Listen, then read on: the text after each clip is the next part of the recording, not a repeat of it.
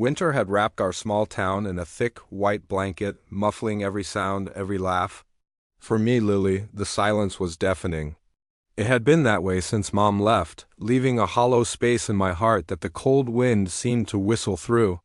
Every day felt the same, a gray watercolor painting of the world outside my window. I'd sit there, watching snowflakes fall, each one a tiny, frozen tear, just like the ones I couldn't cry anymore. The world kept moving, but I felt stuck, frozen in a single, sad moment. Laughter from the schoolyard sounded distant, like it was from another world. My friends tried, they really did, with their bright smiles and cheerful invitations to build snowmen, but their warmth couldn't reach the chill deep inside me. So I stayed by the window, my breath fogging the glass, watching and waiting, though I didn't know what for. One afternoon, a flash of movement caught my eye.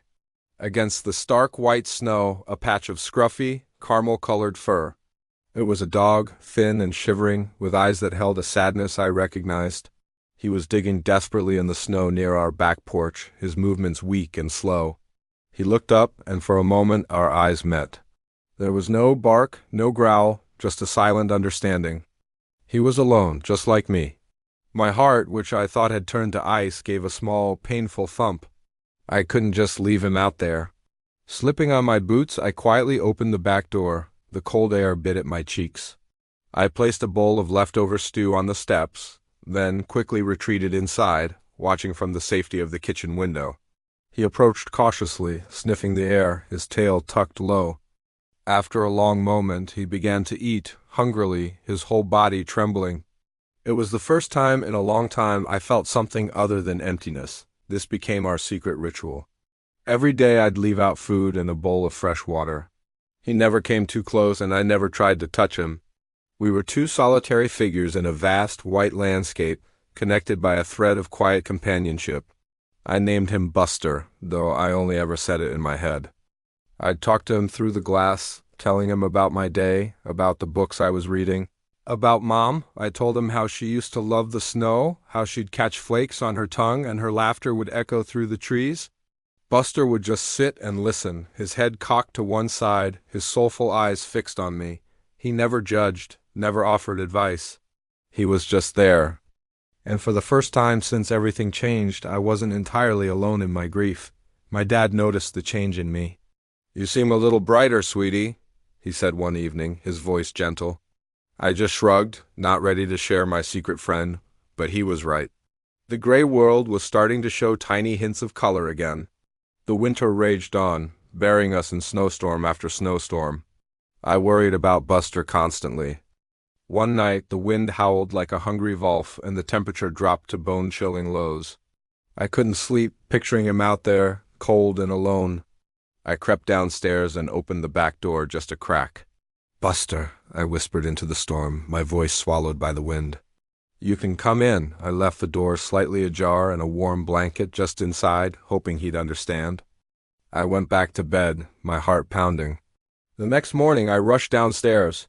The door was still ajar, and there, curled up on the blanket, was a sleeping ball of caramel fur. My breath caught in my throat. He was safe. He trusted me. I sat down on the floor a few feet away, just watching him breathe, the gentle rise and fall of his chest a comforting rhythm in the quiet house. When he finally woke up, he lifted his head, looked at me, and gave a soft thump-thump of his tail against the floor. It was the most beautiful sound I had ever heard. Buster became my shadow. He'd follow me from room to room, his claws making a soft clicking sound on the hardwood floors. He'd rest his head on my lap while I did my homework, his warm presence a constant source of comfort. We didn't need words. We had our own language, a language of shared glances, gentle nudges, and quiet sighs. When the sadness would wash over me, a wave of cold that threatened to pull me under, Buster seemed to know. He'd press his body against mine, his unwavering solidity a lifeline in the storm of my emotions. I started talking more, not just to Buster, but to my dad too. I told him about Mom's favorite songs, about the funny faces she used to make. The stories, which once brought only pain, now carried a gentle warmth like holding a sun-warmed stone. My dad would listen, his eyes a little misty, and he'd share his own memories. We were rebuilding our little family, one story at a time, with a scruffy dog at the center of it all. The days started getting longer.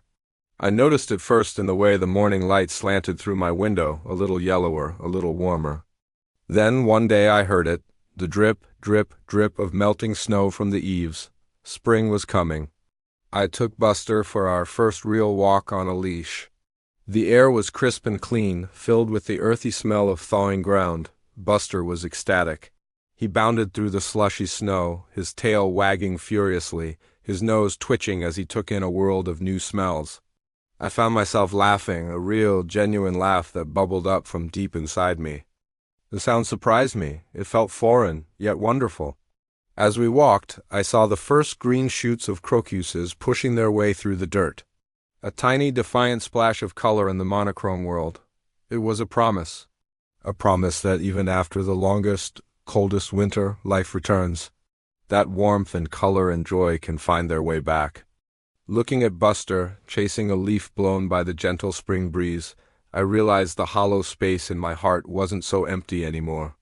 It was filled with the memory of my mother's love, the steady presence of my dad, and the unconditional friendship of a scruffy stray dog.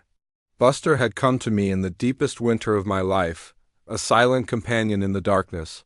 He didn't fix my sadness, but he sat with me in it, and he waited with me for the thaw. He taught me that healing isn't about forgetting. It's about learning to live with the empty spaces and letting new light and warmth seep in. The world was waking up around us, and so was I. The silence was no longer deafening. It was peaceful, filled with the soft patting of paws, the gentle thump of a wagging tail, and the quiet, steady beat of my own healing heart. Together we had waited for the spring, and now it was finally here. Thank you for watching our story unfold. If you've ever found a friend in an unexpected place, let us know in the comments. Don't forget to like and subscribe for more stories that warm the heart.